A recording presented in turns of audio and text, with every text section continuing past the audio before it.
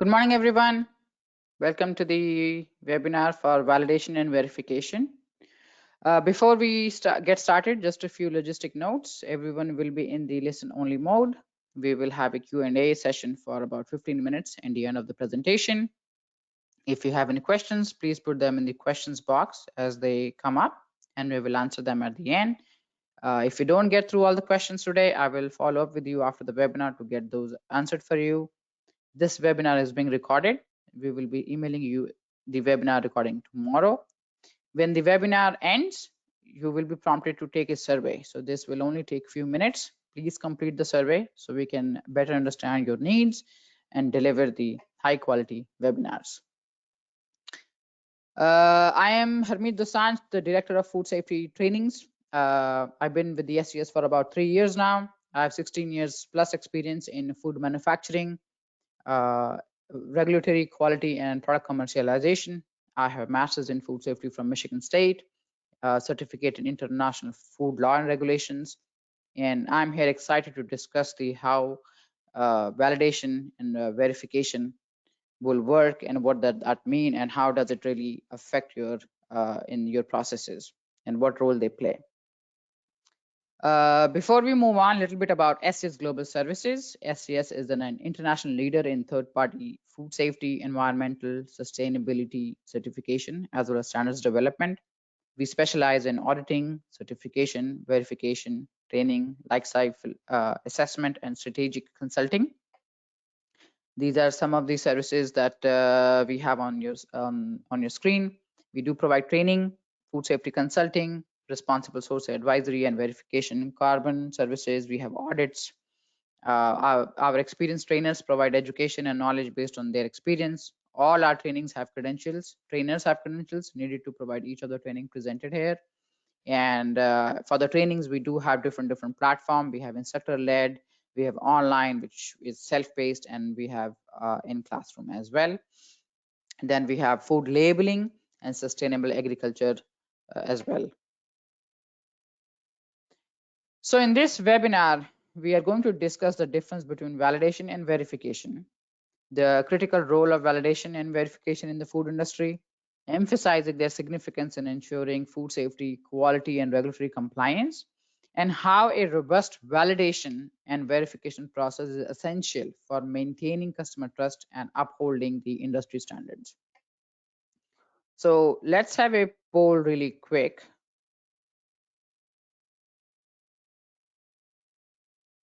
Let me launch it.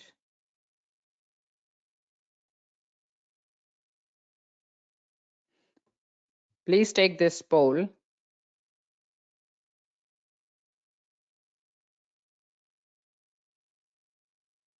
What is your biggest challenge in effectively implementing validation and verification activities? Is it finding to perform them?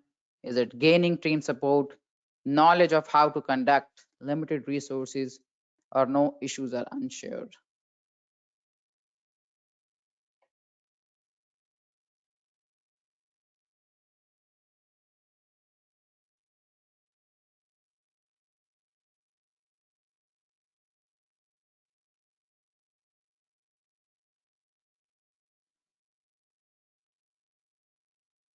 All right, seems like finding time to perform them, and knowledge is actually knowledge on how to conduct it is the biggest one.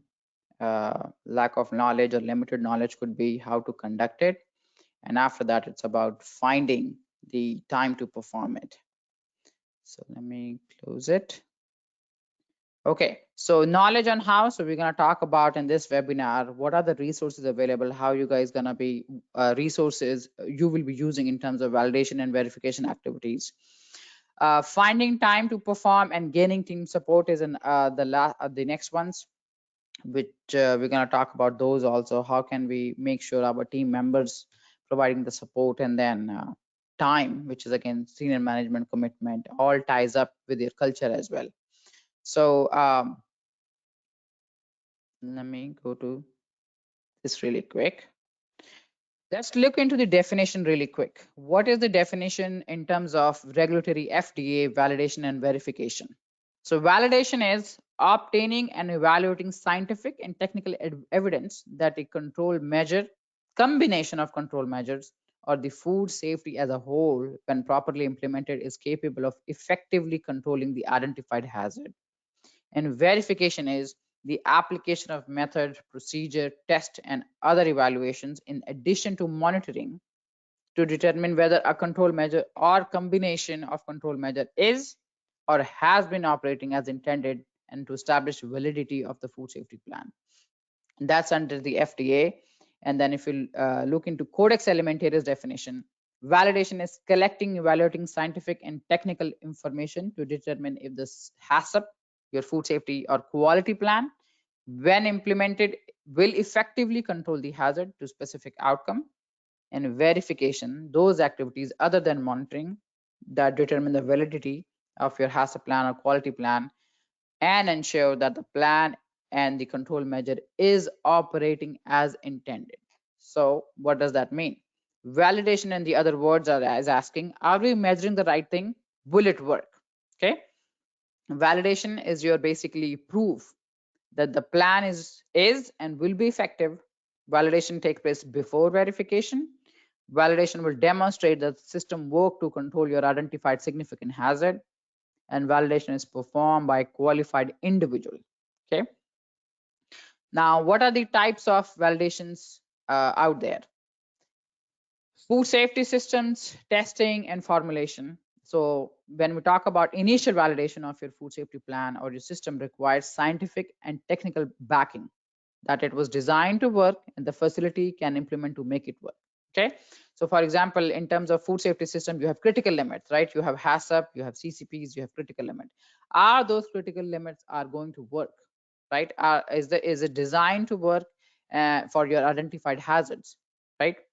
Established GMPs, prerequisite programs are fit for your purpose. Hygienic design, PPE are included, and programs based on your food safety plan requirements, such as your allergen, for example, supplier approval, and what is required if you have a third-party audit. In terms of testing, if you are cooking, for example, you have time and temperature. You are looking into regulatory charts, scientific literature. You might do in-house validation studies, right? To make sure that if you're cooking or roasting or even in the oven temperature, if it is 350 for 20 second or 20 minutes, is it going to work for our hazard to reduce or eliminate to an acceptable level? In the formulation, inherent characteristics, like I said, allergen could be another one where if you do have allergens, have we done any validation? You are looking into risk assessment also in terms of raw material, where are we buying, where are we getting, what kind of risk we have in terms of from the raw material in terms of the allergens. That's the validation. The verification is, are we doing what we're supposed to be doing, and is it working? Okay, so verification is basically is the proof that plan is being followed as documented. So validation will come first, verification will come later. Okay, verification is your pre-plan and schedule, and verification is also performed by qualified trained individual, again in your team who is qualified. It could be from QA team, from food safety team, who understand what is verification, how to conduct verification, and make sure that yes, they understand if there's something not going right as per the plan, what will be the right next step, which is corrective action typically we take, and then we want to make sure that we are not we are back in the limits that we want to be. Okay, the verification tools are such as record review. Okay, what could be the verification? So once your operator monitors, you can do and review the records for verification purposes. Inspection and testing, where you're testing, it could be observations, it could be visual inspections, visual observations also. Calibration is another one. CCP is beyond monitoring. You might do specifications, you might look COA, which is the certificate of analysis. Your environmental monitoring is also a verification tool. Record review, and of course internal audit. As you all know, purpose of internal audit is to identify the gaps, right? Identify your weaknesses, strengths also, in terms of when we are performing the internal audit. Okay, and then internal audit is a tool for continuous improvement as well. Okay, so these are the verification tools that you guys can follow up or you can use to make sure that yes, whatever validation we have conducted, it is actually working. The plan that we have in place, it's actually working. How do we do that? The process of validation and verification. So many organizations use verification validation processes, coding, design devices, building systems. So first you start with initial validation. Initial validation is heavily relies on your scientific, regulatory, and industry information. Okay. So you might want to ask yourself, what control measures have been shown to be effective in the industry under similar condition? If there is no industry data, meaning new product, if you're launching, the validation of control should be part of R&D, research and development team, and then moves to ongoing verification. Will rely on data generated by your facility. So if deviation occurs, corrective action may require revalidation, meaning redesign, reassess your design, or further control in how the program or process is working. Okay, so and the last is the annual reassessment, looking at the trend data to determine if the things are working and conducted for the further validation. So this is the cycle for you start with the initial validation, then you're doing ongoing corrective actions and annual reassessment. Although FDA requires every 3 years, if you guys are into GFSI certification, meaning BRCGS or SQF, you all know that those are the benchmark schemes. They require even a broader requirements for what we needs to be verified and validated just beyond the food safety plan. And typically we do it at least annually or when needed. Okay. So if you're doing the validation verifications of your system, of your food safety systems, then please make sure that you look into more than just food safety, um, and then make sure that you do conduct initial validation, ongoing verification, and then upon ongoing verification, if you find a gap, then the next step is going to be corrective actions, right? Opening corrective actions, and then make the change, and then go back and make sure that annual reassessment, where we are basically making sure that yes, our control measures are still working, our validation studies are still okay, whatever critical limits we have came up, for example, in terms of HACCP, are still working, and then verification will come as well. Now this requires GMP, for example, to confirm, to ensure that you achieve the required results, right? If you're changing any process, you're changing any procedure, then make sure they're confirmed to be in control, they are still effective, they along with the regulatory requirements such as your label claim, traceability. So these programs must be identified on a schedule based on your risk, frequency, and how it will be achieved. Let's look into some tools to derive compliance and reduce risk. What are the methods of selection? Okay, the third-party accredited lab, thermal process authority, pathogen and mathematical modeling, historical data also derives, it also provides a lot of information about your method that you've been using.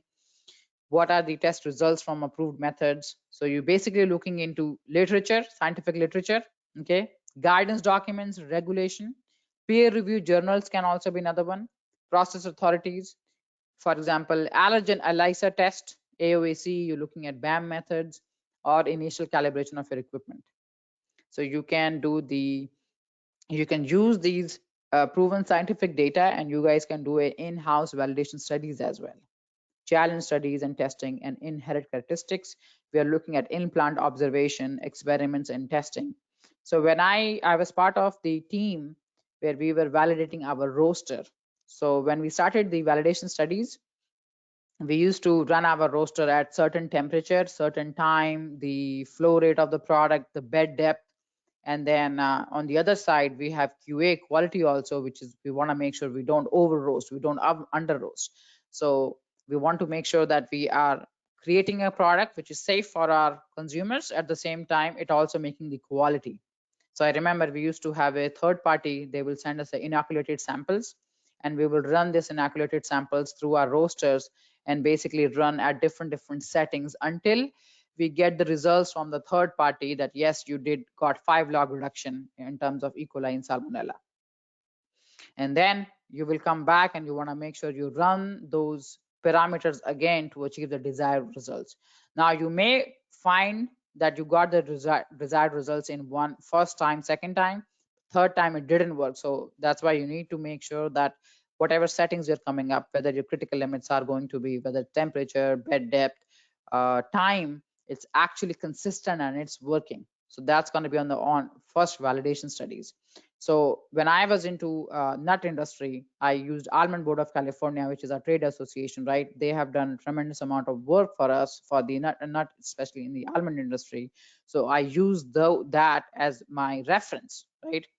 To design my as a team. We work as a team and design our what temperature do we want to run. Are we getting our 5 log reduction or not, right? So that's how you do the ongoing validation first. In terms of resources, like I mentioned, you guys can look into your regulatory guidance, regulatory time, temperature parameter, bacterial pathogen growth and inactivation. So for example, we have listed some fish and fishery guidance document, PMO, which is for the milk, pasteurized milk ordinance. Then SPG, section 555 we use for adulteration involving hard or sharp objects. Then you have USDA FSIS compliance guidance also, guideline for the HACCP system validation. So guidance documents are widely used for industry studies such as, for foreign material, and then there's a Tompkins study as well for the significance of time temperature growth during the refrigeration. So please do refer to scientific literature. Look at regulatory FDA, USDA, peer-reviewed journals, what information they have, and you can use that as a reference to guide your initial validation as well.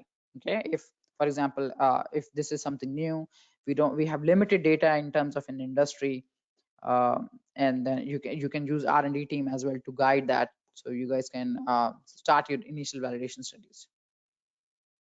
Once you get to that validation is completed, it's being that if the time temperature, it's controlling our hazard, then it's going to be, after that is going to be a verification method. So how to select the right verification tool?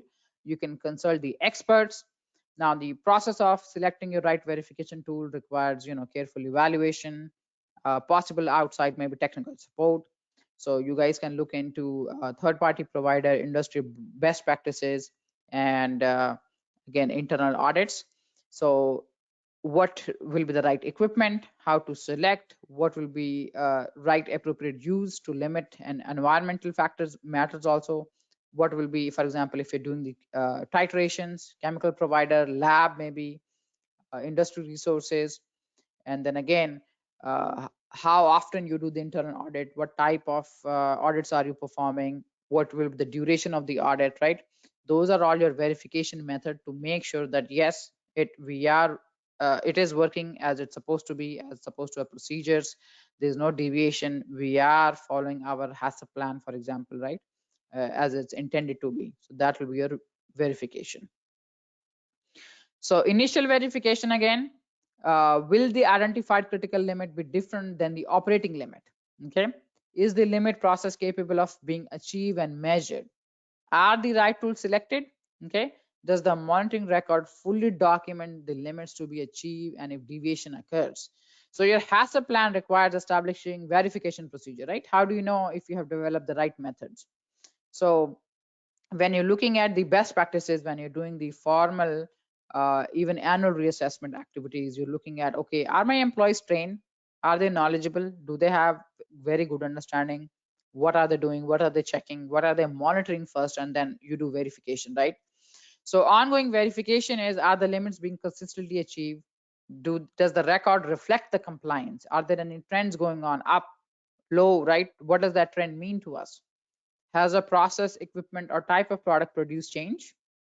And if deviation occurs, do we conducted the root cause analysis, right? When in terms of corrective action. So when you're reviewing the corrective actions, make sure you do find the root cause. Why?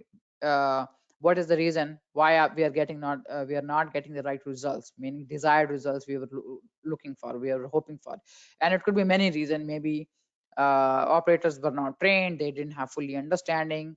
Your the method is not being implemented properly. So it's an implementation issue. It could be a culture issue also, where nobody is really paying attention, right, or following. And if there's a deviation is occurring, nobody's looking into what is our trend analysis, why is it going up, why is it going below, uh, is there any root cause, and try to make things better, right, for continuous improvement. So when you're looking at the verification, make sure that person who's monitoring is not the person who's doing verification. Okay, make sure that someone else there for the verification, because you cannot verify your own work, right? So if I'm the monitoring, for example, I'm the operator, then make sure verification is conducted by someone else other than me. Okay,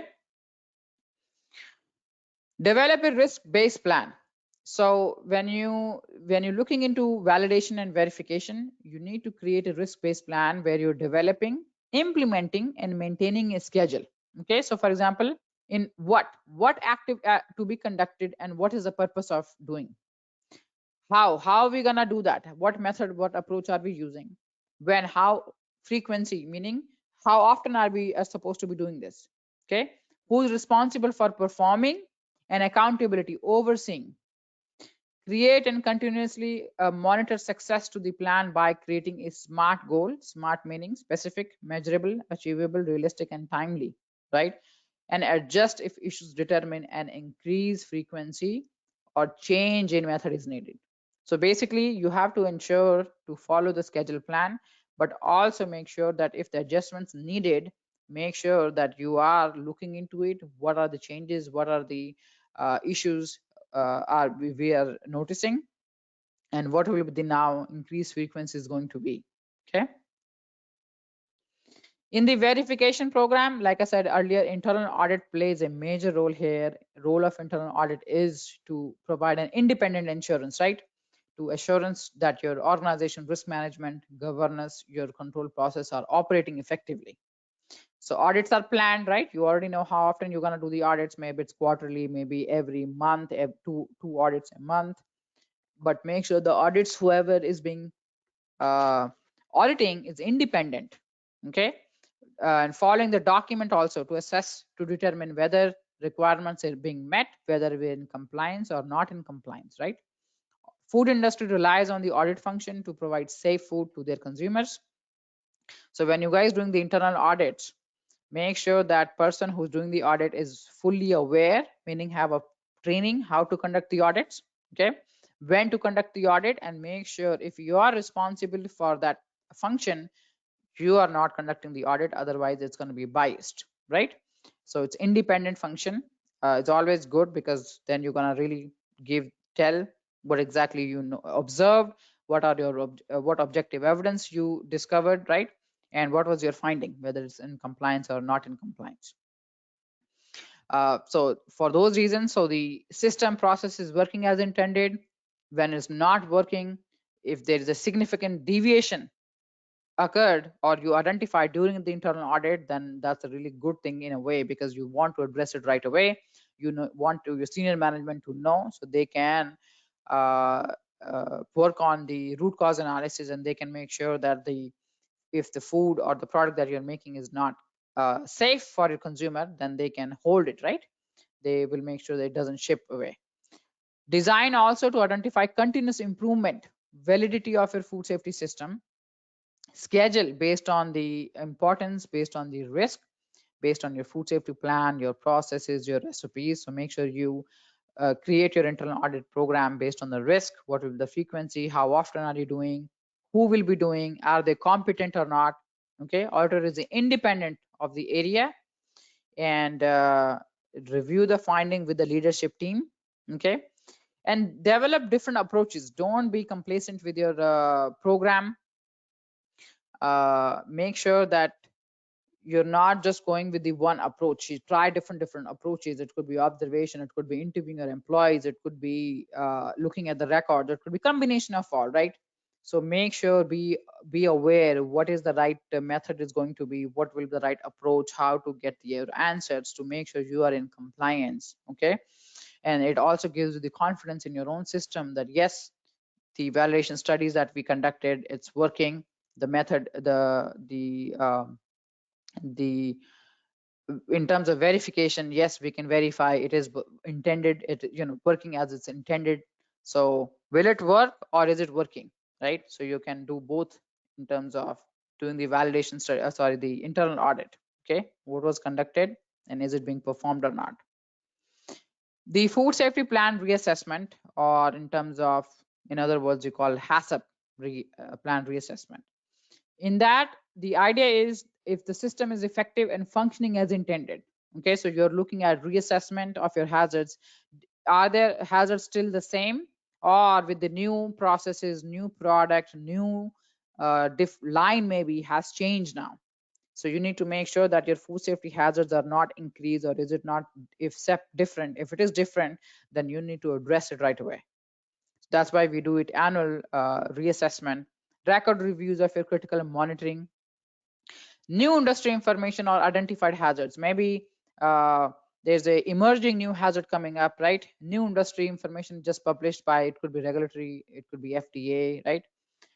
Customer complaints are also deriving a lot of data. Okay, customer complaints are also telling you a lot more about your, what kind of complaints are we getting? Is it food safety related? Is it quality related, right? If it is food safety, then you need to look into deeper, why, what caused this, again the root cause, right? Why did that happen? And then, is our control critical limits, for example, controls and measures are working or not? Okay, so customer complaints are telling you, for example, physical hazards.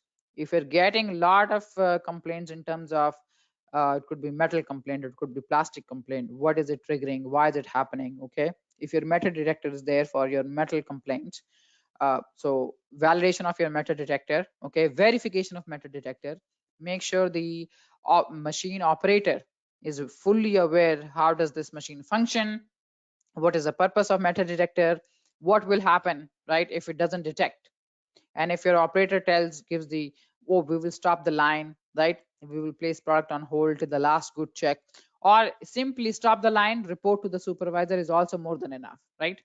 But if they don't, if they are not aware that, oh, if something goes wrong, right, if it deviates, we need to stop the line, then we have bigger issues. Then we have to look into, uh, why employee was not able to, and it could be training issue, it could be that competency level is not there, right? So training and approach, going back and forth and making sure that they do understand. You can ask them for observation also. Could you show me how this metal detector works, right? Can you do a test run in front of me, right? So it could be combination of all those things. Number of whole type of deviations, again, also derive. Okay, let's look into our HACCP studies, hazard analysis. Did we do right? Are we considering, again, critical limits? Your CCPs, maybe you have there's an additional CCP that it requires now, or maybe prerequisite programs are not maybe functioning, right? It could be that also. Determination if the revalidation is required, and documents and records. So reviewing your document records can also guide you. Do we really need to go back? Do we need to revalidate? Like I said, typically in terms of GFSI, PRCGS, SQF does require your even food safety plan to review annually at least, right? Or when needed.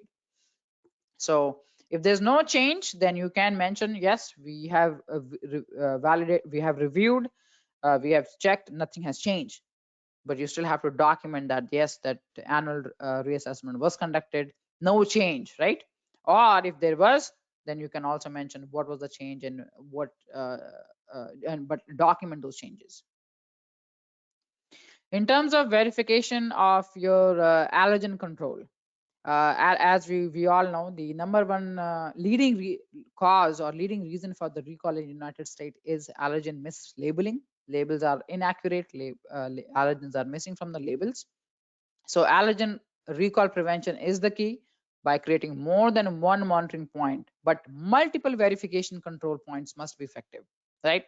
Like I said, leading reason is mislabeling. It's missing from our labels. Okay, so record verification checks that are timely and by different individual to stop non-conforming product from being released. So this goes back to the production packaging environment, employees who are putting the labels, right? It could be your machine generated automatic, or it could be manually where we're placing the labels on the boxes. Okay, so are we verifying, okay, if the labels are accurate, all the information is there, right? Employee on the production floor, when you bring the labels, make sure there's a verification check done there. Make sure employees who are placing them, they are fully aware also, because they can stop it, right, from being released into the shipping area. Okay, labels are not returned to stock without reconciliation.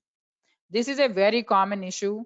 uh, let's say you were supposed to put 5,000 labels, you added extra 6,000, 5,000 were done. Now what happened to the 1,000 ones? Oops, we forgot. It may be it's somewhere in the drawer, something misplaced it, and that's why it could be that you're into recall situation because the wrong product was gone out, right? So again, labels were misplaced. So make sure that you do look into that, how much is out there, how much we produced versus issued. If we do have extra label, go in the on the floor, take it out again, take from the site, and then dispose it accordingly. Otherwise it can be used by someone and where it's not supposed to be. Log storage and handling of your certain high risk allergen, for example nuts, right? um, and evaluation of your frequency, every roll of your film case instead of every hour. And then again, barcode scanners scheduling plays a role also in terms of your production. So make sure scheduler understand what are allergens, how many allergens do you have in your facility, what product will be going up in terms of production. Okay, if you're introducing a extra or new allergen, maybe you want to schedule it towards the end of the line, right?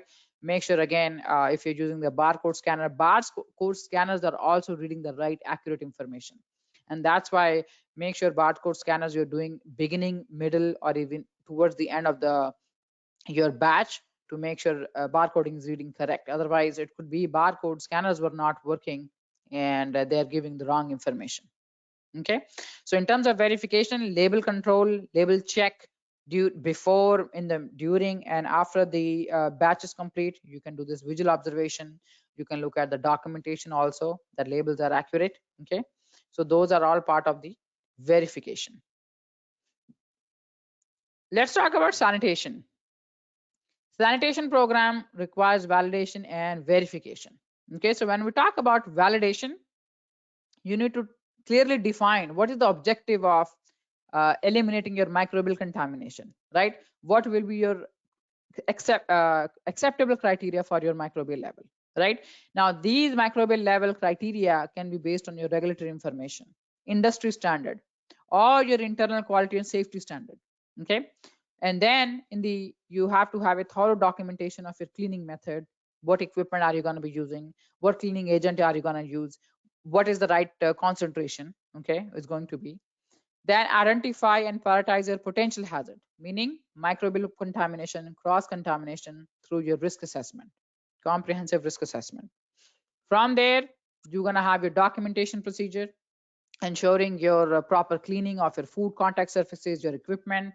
Then you're going to have testing, conduct microbial testing on your surfaces before and after cleaning to validate microbial load reduction. So regularly verifying this through visual inspection ensure no visible residue, for example, post cleaning. Okay, periodic review of your documentation also ensure it remains up to date, it is reflecting the current practices. And then obviously regularly assess and document your employee training to ensure they understand, they have a really good competency in the sanitation procedure. So you're again, employees are playing a major role here. They should know what is the right concentration of the chemical. Most companies use color code also for sanitation. Okay, so make sure they do understand the color code policy, and also they are competent, they are aware what is the right sanitizer, what is the right cleaning method, or sorry, cleaning agents they are using. Are the SOPs well written, well detailed, or is it just the basic information? That could also be uh, uh, one of the root cause, that the SOPs were not clear, master sanitation plan was not clear. Employees does not have a good understanding what is acceptable, what is not acceptable, right? For example, in terms of verification, you might say acceptable is when there is no debris. Okay, but if there's a visual debris, then it will not be acceptable. Okay, so visual inspection, regular inspection could be residue, then you have to do a corrective action right away. immediate corrective action. You should look into trend analysis also. How many times that sanitation fail their pre-op inspections? I'm pretty sure you guys do, cleaning, then someone does a pre-op inspection. That's another one also, meaning that that data also help you to derive or go to the decision making, why that maybe when first shift does that cleaning, we always fail the pre-op versus second shift, for example, right? Who was cleaning that site that day, meaning in terms of your operators, maybe your employees, maybe somebody lacks training, maybe they don't have very good understanding, right? So that data also help you. How often do you fail pre-op inspections? What happens? If your trend analysis is looking every week, every month, then that is telling you some story. You should look into root cause also. Maybe your cleaning methods, your sanitizer is losing their strength now, because many companies, they have in the drums and it just stays there for maybe 6 months or 3 months or maybe more than that. Okay, so it does tell you a lot of information. Many companies use post cleaning ATP swab tests, right, to make sure surfaces meet cleaning standard. Periodic sampling, validate microbial count on food contact surfaces, regular check, confirm proper segregation to prevent your cross contamination.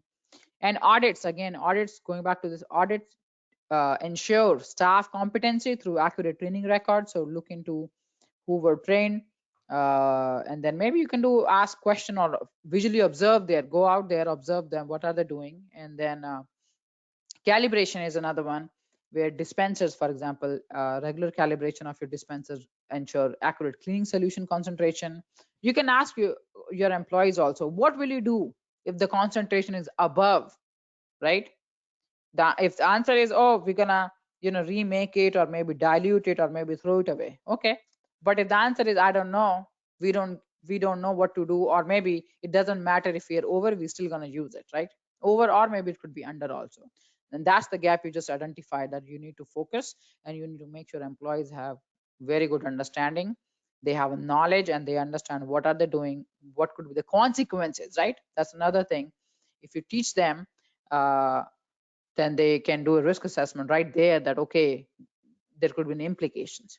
Okay, then you can look into quarterly review of your records, which can validate your consistent execution of your sanitation activities. So you guys, in the sanitation programs in itself, validation and verification does play a major role. If you have done your correct validations and verifications being performed, then you are going to be in compliance. And if you do find gap, again, the idea is that what are we going to do about that, right? And the thing is that if we're going to do the corrective action on a timely manner and make sure it doesn't come back again, right? That's the whole idea of root cause, to prevent that from reoccurrence. Environmental monitoring program, a lot of people get confused between sanitation and EMP, in short, or environmental monitoring program. Sanitation is cleaning, right? Your valid sanitation is basically cleaning your product contact surfaces, for example, and then you're making sure that yes, it's visually clean, or it could be an ATP. Environmental monitoring program is not always about product contact surfaces, right? It is a verification tool to ensure that the facility and equipment is properly clean and maintained. It's also other than product contact surfaces, this is going beyond, right? We typically talk about zone 1, zone 2, zone 3, zone 4, right? And then it is you might use pathogenic, you might use indicator organism in terms of your microbial testing, you might do allergen testing, air and water testing, ATP swab, direct observation of swabs. And then in there, you're also looking into trend analysis. Okay, how many environmental swabs came out positive? Okay, if it does come out positive, what will be the corrective action? Many companies have a corrective action of that we're going to have 3 consecutive negative tests before we resume production, right? Or some companies have written in an SOP, but they get positive, they clean, they retest, and they resume back. So you're deviating your own procedures. It's a very common finding that when we do the gap assessments, many clients of ours have been noticing that SOP is saying something, but they are in reality they are not even following their own SOP. So it's again, you're deviating from your own procedures, right? So EMP program is another way to ensure that yes, facility is clean, is not an environmental issue. Okay, you might be doing a final finished product testing. Okay, but we're looking into beyond here, zone 2, zone 3, zone 1, 2, 3, and 4, and saying, okay, you know what, let's verify, let's make sure that it's our environment is not the reason why we are having problems in our facility. It could be you're getting a customer complaint, it could be, right, many scenarios could be triggering why things happening. So that's why we have to do a root cause analysis. So improving validation and verification. So again, if it is not done effectively, the result could be CCP deviations, right? Non-conforming product, you have to put it on hold. It may be that you might end up in a recall or even a complete system breakdown. Okay, so initial validation can be done over a period of first 90 days of your new or revised food safety HACCP system. Okay, check back to see if it is working. Verification is used to revalidate, demonstration of your accuracy. Use multiple strategies to ensure adequacy of your initial and ongoing validation and verification. Use worst case scenarios or conditions. And then again, root cause analysis, corrective and preventive actions are must that can help you to not to go to the, again, end up in recall. But if you're not really fully aware what is validation, did we deviate already, what will be the corrective action, how to stop it, now we have a little bit bigger issues to deal with. So it's very important to understand who will be doing what function and what will be the timeline and how we're going to make sure. Again, look, things happens, okay, typically we may not be following our procedure, it could be deviations happening. Idea is, if deviation occurs, what will you do, how will you what will you do in terms of product, okay, what will the right next strategy is going to be, how will you make sure that your consumer is not going to get sick, okay, how do you make sure that that it could lead to potential recall, how do we make sure we don't end up in there. Okay, that's the whole idea of validation and verification. So both validation and verification are required. This is just an example. Validation without verification, right? We do the hand washing, of course, part of GMP. We must wash hands every time we enter in the production. We touch something off the floor, sneezing. If the gloves are, our hands are sweaty, right? Gloves are soiled. So while hand washing with soap is scientifically proven method for effectively removing dirt and grime from your hands, its validity becomes negligible if there is no verification, right? If employees do not actively engage in hand washing, the efficacy of this well-established strategies loses its significance. And verification without validation doesn't work either, meaning washing your hands without a soap is not a proper way to clean them, even if managers check that people are washing their hands. It does not make a difference because washing without a soap is not a correct way to clean hands, right? So again, both validation and verification required. You just cannot do verification only without validation, or you just cannot validate your methodologies, methods, your system, and never verify. Okay, and then figuring out why we have so many customer complaints, why we planning ending on the recalls, right?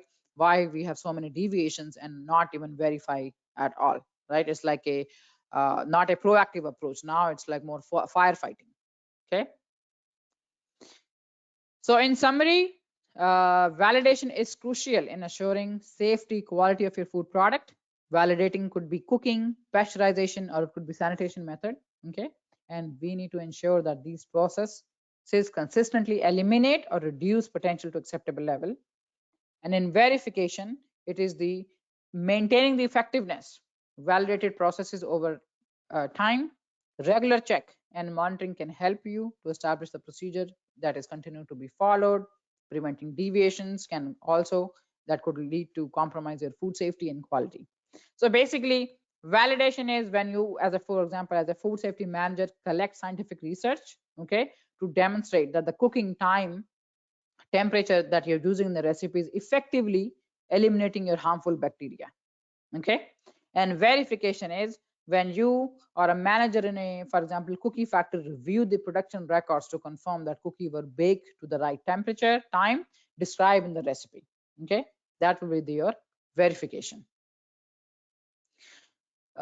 We do have an exciting news to share. We have environment monitoring program, EMP program, self-paced, that we are launching. It is available now on SCS website. If you are interested in taking the class, it should be By next week, it will be out on our website, SCS website, and it is a self-paced class. So if you want to know environmental monitoring program more in depth, you guys can take it. It is interactive, engaging. It will increase your competency, and like I said, self-paced, so no instructor. You can start and stop whenever based on your schedule. So please take advantage of that. And then we do have SCS training schedule for next year out already. So please look into our website, or you guys can scan this barcode. That will also give you the more information in terms of our trainings for the next year. And with that said, we are done. How about we do the Q&A? If you do have any questions, please let me know, and I will be answering. Like I said, I won't be able to answer every question, but if you do have any question, please post. And then please do the post webinar survey also. There's going to be short survey at the end of the webinar. Please let us know what are new other topics that you would like us to create webinars, and we will be more than happy to help you guys in that. So let's see questions.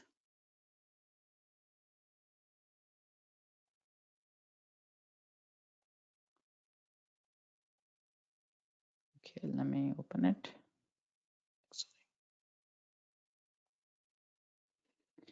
Will you share the presentation slide to us? I like how to. Yes, we will be sharing this presentation. Our marketing team will be emailing you guys. It should be coming to your email by tomorrow. If it is not product contact area, do you have to stop production before the 3 consecutive negative? You have to look into risk here. I remember that I did get positive in my product, not in a product contact surface. Okay. The question was, what are you going to do with the product? Okay. If the product is in question, do you want to, so for example, in my scenario, the scenario was that if it was in the raw side of it, let's put it on hold. Maybe we can pasteurize that product, right?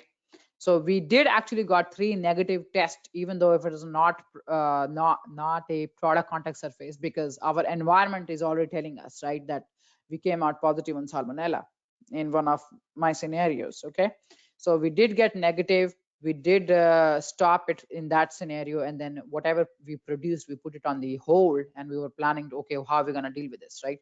Because we were basically a bulk processor, and we had to send to a third party for the pasteurizing, a 5 log reduction. So that's how we did it. Will you send a copy of the webinar? Yes, we will. Can you give us an example of how to validate a meta detector? Vanessa, so in terms of meta detector, you guys can do, in terms of validation, you can do a 30-day study where you're running your test pieces every 30 minutes, ferrous, non-ferrous, stainless steel. And you can basically run that every 30 minutes, every hour, maybe for 30 days, and you can use that data to validate that meta detector is functioning, right? It's doing what it's supposed to be doing. So whatever critical limits you came up with, like I said, the FDA, you use that sharp object as a reference that it derives you. You can look into your industry also, what is the right critical limits is going to be for ferrous, non-ferrous, and then you run that validation for over a 30-day, and then you can summarize into validation. So that's what I would do it. What literature would you recommend for sanitation validation per se? So Nancy, for in terms of sanitation, you can look into FDA. FDA has published some papers. There is a lot of information. We can also email into that. There is some lot of studies are out there that you can use as a reference. Okay, and then use it from that as a reference, and then you can start and look into your validation for the sanitation purposes. So I remember when I was doing the validation for my sanitation, we created how many samples going to be taking, right? From what locations we'll be looking at. We were doing before and after. But you need to derive that how many samples you will be from where, how often, how long is your going to be validation, and then you basically start from there. Okay, so you can look into, we can also provide you some recommendations in terms of literature. Okay.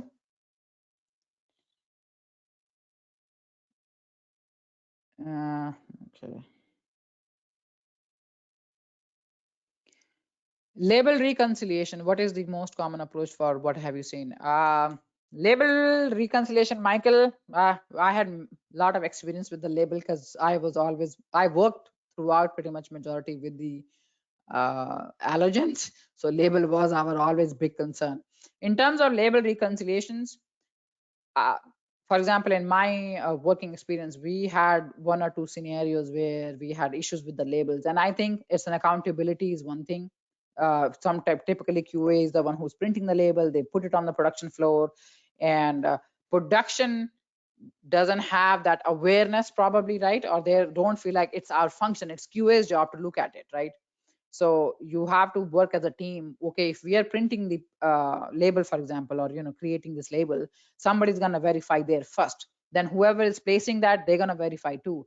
During beginning and towards the end of the batch, we're going to verify, and if there is extra label, let's take it out. Line clearance, for example, we talk about line clearance, where we're going to clean everything. We're going to make sure right product is there, right packaging there, right labels are there, right, before we start the next batch. So you guys can use different approaches to make sure that there's no risk of mislabeling or not putting the right label. Are there any specific guideline for the reoccurrence of validation studies? There's no specific guideline for per se, meaning the typically in terms of validation, we have to check at least annually, especially under SQF, BRCGS. If you are under GFSI level or any the standard you have, throughout the standard we talk about the revalidation at least once a year. Okay, you just have to go back and you just have to make sure that you run another test and make sure they are giving the same results for the same hazard. Okay, if the hazards have changed, your validation study may not work, meaning time, temperature, for example, may not even work for you, right? So there's no, and then you can read, and again, in FDA perspective, if you look at the FDA, they are looking at validation every 3 years. So there's no specific guideline. You can create your own guideline in terms of reoccurrence of validation studies. How often are we will be doing? Write your own procedure whenever you're creating you're launching a new product, right? You're coming up with a new recipe. So you have to go back. So that could be your part of your recipe. How would you approach an environment to improve food safety culture? Approach an environment. You're talking about lesson. I'm assuming you're talking about environmental monitoring program to improve your food safety culture. Or are you saying in terms of general approach, how you're going to improve your food safety culture? So I'm assuming if you're looking at environment to improve, you have to look into start from the senior management, right? Senior management commitment, what is the right approach? And I think engaging your team members, not just the manager, the supervisors. You need to talk about these studies, for example, right? You need to let your employees know, make them accountable, give them the empowerment so that they can make the decisions, right? So that's how I will improve in terms of my food safety. Talk to your employees. What kind of sanitation issues are we having? What kind of, for example, if EMP program, for example, right, you get positive, give these data back to employee, because they are the one who's there. They are the one who's driving all this thing. They are the people who are making or playing the major role in there. Then why not engage them, right? So that's how basically I will start from there. And then the senior management commitment, not commitment on the piece of paper, but actually showing leaders leading by the example, proving that yes, we are there and we are supporting you in terms of resources. They are listening to you guys. Your any issues happens, right? What kind of support am I getting? So that's all food safety culture. But in terms of employee engaging them, I always give this example. Why only QA QCs are responsible for holding, or placing product on hold? Why not just anybody can place product on hold regardless, right? Why me, if I am the food safety manager, why I have to be on the floor all the time, right? I don't have to be on the floor. And that's the whole culture. Culture is about that we are doing what is we are supposed to be doing without whether you're noticing me or not, right? Same thing in terms of validation verification. Are you verifying what you're doing? Are we supposed to be doing, right? So in terms of culture, it doesn't matter whether you are on the floor. Every employee knows what are they responsible, what are their job requirements in terms of uh, in terms of food safety. And then you basically and could be employee of the month, right? Employee of the month could be in a way of appreciating your employees, for example, right? We did a shout out board, I remember. We did employee of the month. But in the employee of the month, you got to be very careful when you give the gift cards. It becomes quickly competition. So you have to think about unique ways to do that. For example, I did a shaded parking lot for you for a month. It doesn't require any money, but it does make a difference. Or buying your lunch and have a lunch with them in the same break room, right? So there are different ways. It's always not our money doesn't is not always the answer.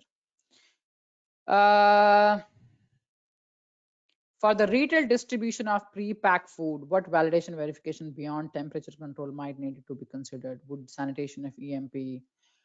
For distribution of pre-packed food, pre-pack, so it's not open to the environment. Typically for the distribution or storage and distribution, EMP is not required. Okay, how if it is pre-pack, meaning it's packed, it's not exposed to the environment, you're not repacking, opening it up, right? Then an EMP program may not. Sanitation may not be full sanitation as in terms of manufacturing. Next, I cannot see this. Let me expand it really quick. What is the minimum frequency of validation that there is? Gurpreet, I'm not sure on your question. Minimum frequency of validation that is there. Minimum frequency is at least a year, every year, but in terms of FDA, you need to do it within 90 days. Okay, if I am getting right your answers. Can you give me an example of a sorry, what happened to the question? Validation of baking process. Laura, you're asking for the baking process: time, temperature, flow rate, speed of your belt. You need to consider all those aspects in terms of validation, right? Are you running too fast? Are you validating for 2 minutes? What is the desired result? Is it for 4 minutes, right? For example, in the oven, for example. So time, temperature, flow of your product, how long it's going to be sitting there, right? How fast the belt is moving. So all those attributes, like factors, will get into in terms of validation. Can we get a audio recording of this presentation? Yes, you will be getting. We will be sending you guys the presentation and this whole thing to your emails. Yes, we will be. I think that's about it. Are there any industry-wide changes or update on the horizon that we need to be aware of? Sam, in terms of you should be aware in subscribe to FDA emails. Then they will tell you if there are industry-wide changes happening, updates. You should be looking into your process authorities, for example, trade associations, food safety magazine, food safety news. So being aware is always good. In terms of industry, in terms of FDA, I can talk FDA. They don't change overnight. We probably all know that. It takes time, right? It takes time to create, and preventive control for human food version 2 is coming out early spring next year. So they will be presenting a lot more new, better data now. As we all know, if you have taken the PCQA classes, the data is a little bit off now, right? But they are creating more chapters in terms of even allergen and all that. So the information should be more really coming out good. But look into your peer journal reviews, peer journal papers that is being published. That will also help a lot. They do talk about, because you need to be aware what's going on in the industry. Like I said, typically, for example, many years ago, listeria in the dry product was not a big concern until paper published that listeria can be found also in the dry product areas, right? Dry processors, for example.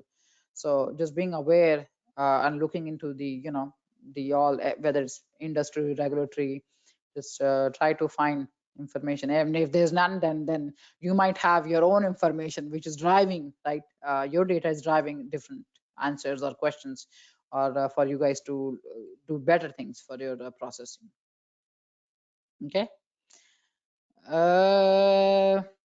What is an acceptable validation frequency for validating the weighing devices? I'm assuming weighing devices could be your tabletop scales, calibration, for example, right? Many, it all depends. Some calibration is done actually, people do it weekly, some do monthly, some do every 6 months, right? If you're doing calibrating your scales every 6 months, then you're verifying pretty much every day. Some companies do every week, right? So it all depends on what you guys think is the right frequency is going to be. How often do you use? Do you get a lot of customer complaint? Also derive that, like, we get a lot of customer complaints because we have weight issues. Okay, are we looking at our weighing scales? Are they calibrated, right? All right, then it's time. Thank you again. Thank you for attending this webinar with me. I hope you guys enjoyed. I hope you guys learned. Please, again, I will try my best if I have not answered any questions, and I will answer. You will get this recording. So thank you for taking this, and have a great happy holidays. Please stay here for our short survey. Please take that survey. That will help us to do better and to bring new